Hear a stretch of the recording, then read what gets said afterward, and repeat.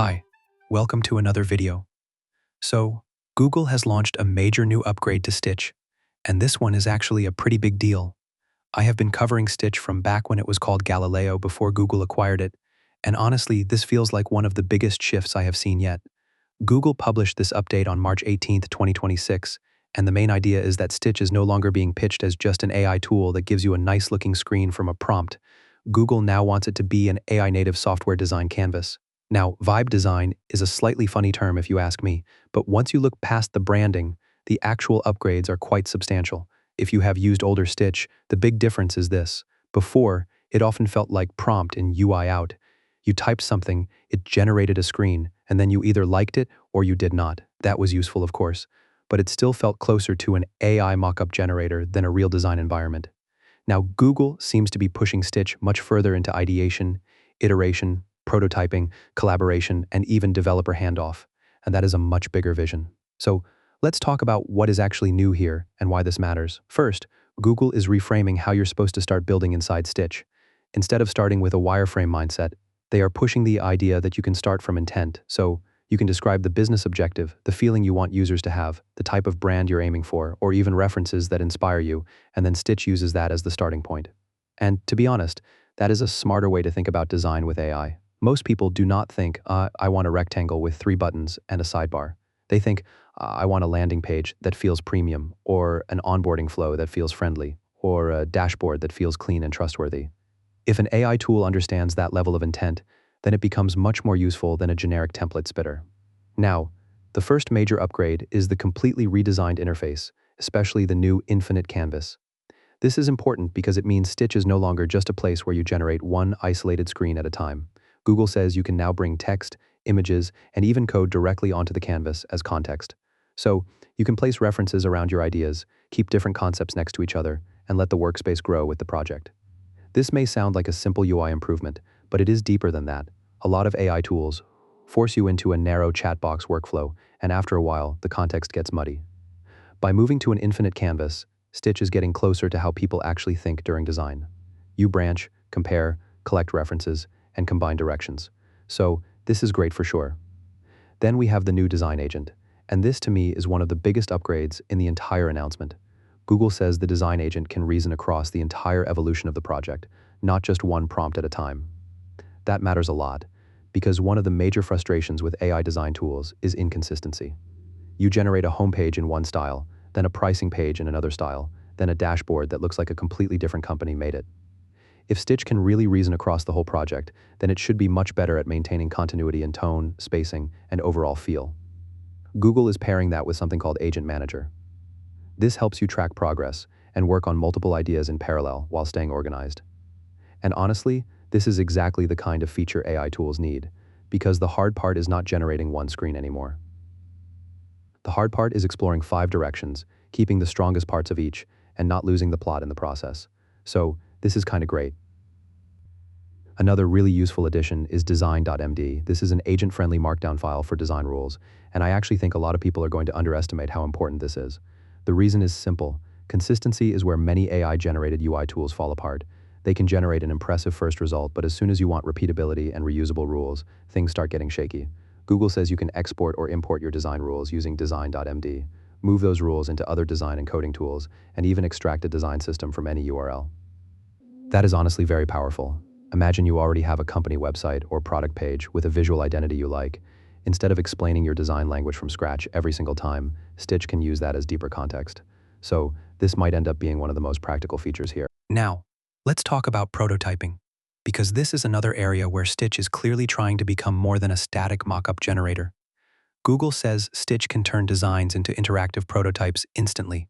You can stitch screens together, click play, and preview your app flow right away. But the more interesting part is that Stitch can automatically generate logical next screens based on the click. So instead of manually mapping every next step from scratch, Stitch can help extend the user journey for you. If that works reliably, that is pretty amazing. Think about how useful that is for something like onboarding, checkout, or a SaaS dashboard flow. You start with 1 or 2 key screens, and instead of building every other state manually, Stitch helps infer what should come next.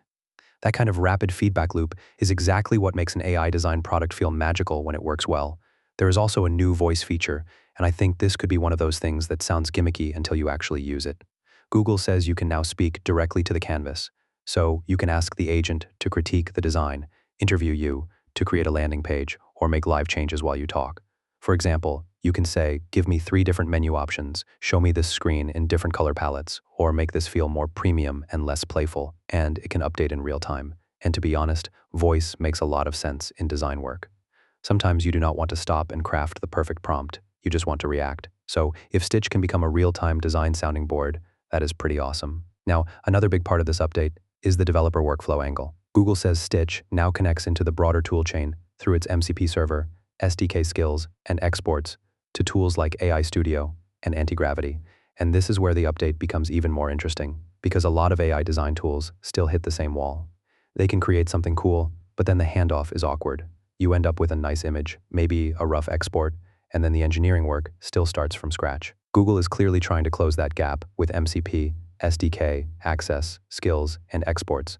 Stitch is being positioned as a bridge between design, AI agents, and development tools. That matters a lot for solo founders, indie hackers, small startups, and fast-moving product teams. If you are one person doing design, prototyping, and coordinating with devs, the ideal tool is not one that gives you a static mockup. It is one that helps you move from idea to something buildable with as little friction as possible. Now, of course, we should be realistic here. Google is not saying Stitch suddenly replaces all design software and all front-end tooling overnight. I have not tested it all together. That would be a crazy claim. But they are very clearly pushing Stitch beyond the phase of just being an AI UI generator. They want it to sit in the middle of the workflow, and that is a much more serious direction. I also want to be balanced, because there are still some caveats here, so I would keep that in mind. This is getting much better, but it is not like Google is saying this is a perfectly mature replacement for the rest of the market.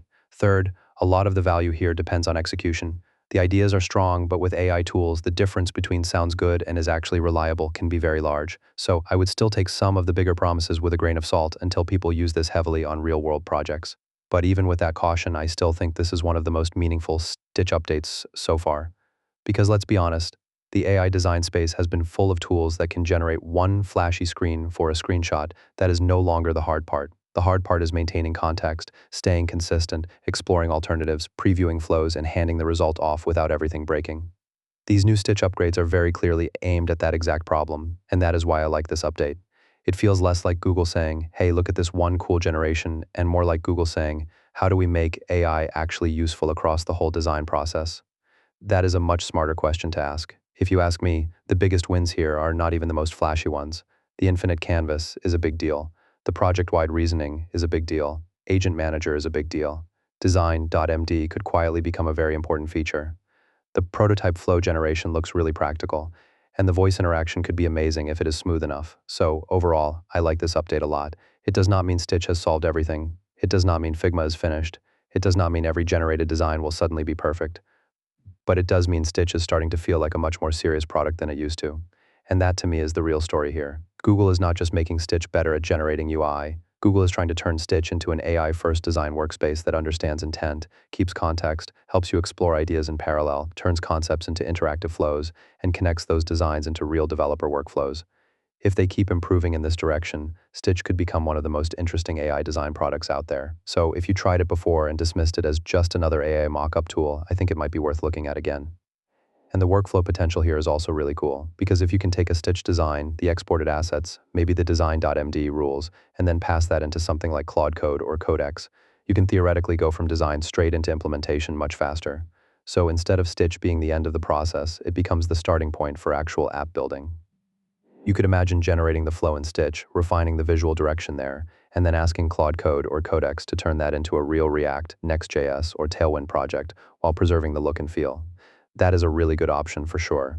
And this is where tools like Kilo CLI and Verdant get even more interesting. With Kilo CLI first, I can easily imagine a workflow where you use Stitch to lock in the UI direction, then hand the exported design context to Kilo CLI and ask it to build the front-end screen by screen, refine components, and keep iterating on the implementation from the terminal. That would be super cool. Then with Verdant, it gets even more interesting because Verdant is all about orchestration and parallel agent work. So in theory, you could have one agent taking the Stitch design and building the landing page, another agent building the dashboard, another agent wiring the auth flow, and all of them working from the same design language.